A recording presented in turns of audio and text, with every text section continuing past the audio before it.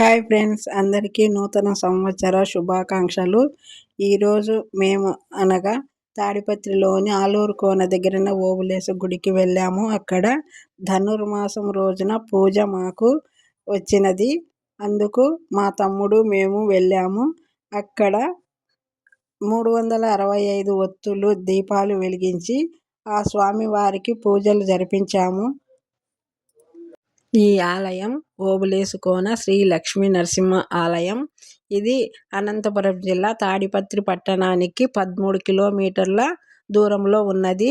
ఇప్పుడు పోవడానికి bus సౌకర్యము, auto సౌకర్యము కూడా ఉన్నది. కొండపైకి వెళ్ళడానికి ఈ ఆలయానికి అప్పుడు నడిచి వెళ్ళేవారు. ఇప్పుడు అన్ని సౌకర్యాలు ఉన్నందువలన ఏమీ ఇబ్బందిగా ఉండదు. ఇక్కడ వెలిసిన స్వామి శ్రీ మహావిష్ణువు యొక్క 4వ అవతారం నరసింహస్వామి.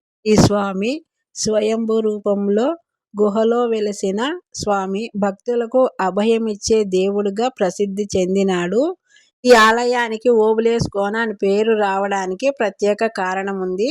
కోన అంటే కొండల మధ్య ఉండే లోయగా గుర్తింపబడినది. ఓబులేసు అనే పేరు స్థానికంగా స్వామికి భక్తితో పిలిచే నామంగా ప్రచారం చెందినది.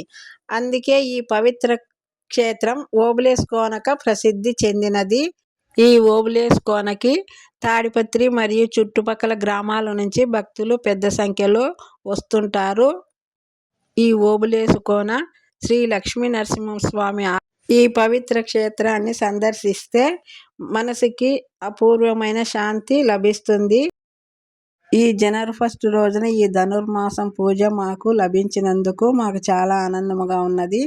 అందువలన నేను కూడా మా సబ్స్క్రైబర్లు అందరూ ఆయురారోగ్యాలతో క్షేమంగా ఉండాలని కోరుకున్నాను. నా వీడియోను కొత్తగా చూస్తున్న వారైతే సబ్స్క్రైబ్ చేయండి, ప్లీజ్ లైక్ చేయండి. ఈ నరసింహస్వామి పూజ గురించి పూజారి మాటల్లో మనము వినేద్దాం. ధనుర్మాస సందర్భంగా ఈరోజు ఉదయం 17వ రోజు సూర్యోదయాపూర్వమే ఆలయ ప్రదక్షిణం, తదుపరి సుప్రభాత సేవ, తదుపరి స్వామివారి తిరుమంజన సేవ, స్వామివారికి తోమాల సేవ, నూతన వస్త్రధారణ, తోమాల దేవ, అలాగే తులసిమాల సేవ, సహస్రనామ తులసార్చన, అలాగే అష్టోత్తర శతనామావళి ఎన్ని విశేష పూజలు జరిగినాయి. అలాగే స్వామివారి ధనుర్మాస సందర్భంగా చాలా సంతృప్తి, చాలా విశేషంగా పూజలు జరుగుతున్నాయి స్వామివారికి. అలాగే ఈ లక్ష్మీనరసింహస్వామి ఇక్కడ వెలిసిన కారణం ఏమంటే, పూర్వము ఇక్కడ ఉన్న భక్తులంతా అహోబిలానికి నడుచుకొని వెళ్ళేవారు. ఇక్కడికి వచ్చాక రాత్రి అయింది.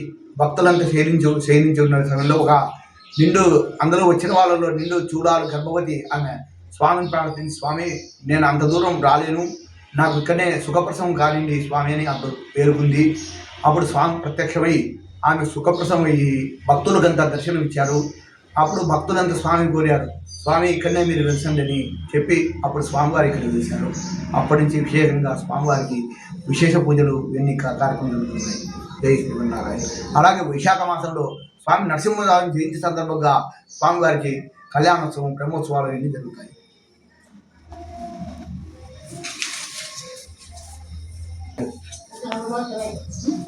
అలాగే ప్రతి నెల స్వాతి నక్షత్రం రోజు స్వామివారికి నవకలశ స్థాపన తిరుమంజన మహోత్సవము ఇవన్నీ జరుగుతాయి. ఆ రోజు ప్రాకారోత్సవం, కళ్యాణోత్సవం, అలాగే అన్నదాన కార్యక్రమం జరుగుతాయి. ఆ రోజు విశేషంగా 2000 మంది భక్తులు వచ్చి ఈ కార్యక్రమానికి పాల్గొని ప్రతి నెల జరుగుతుంది స్వాతి నక్షత్రం. ఈ స్వామి హారతి చూసేద్దాం రండి.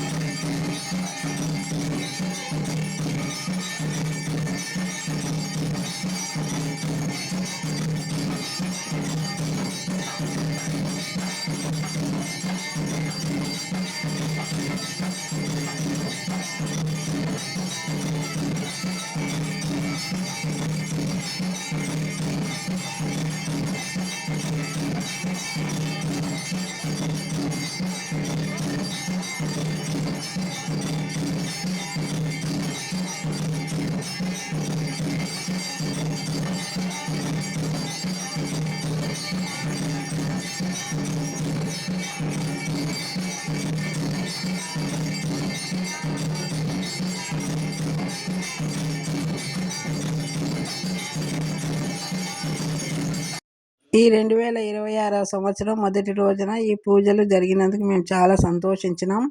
ఇలా ఈ సంవత్సరం అంతా సంతోషంగా ఉండాలని ఆ దేవుణ్ణి వేడుకున్నాము. ఈ వీడియోని లాస్ట్ వరకు చూసినందుకు థ్యాంక్స్.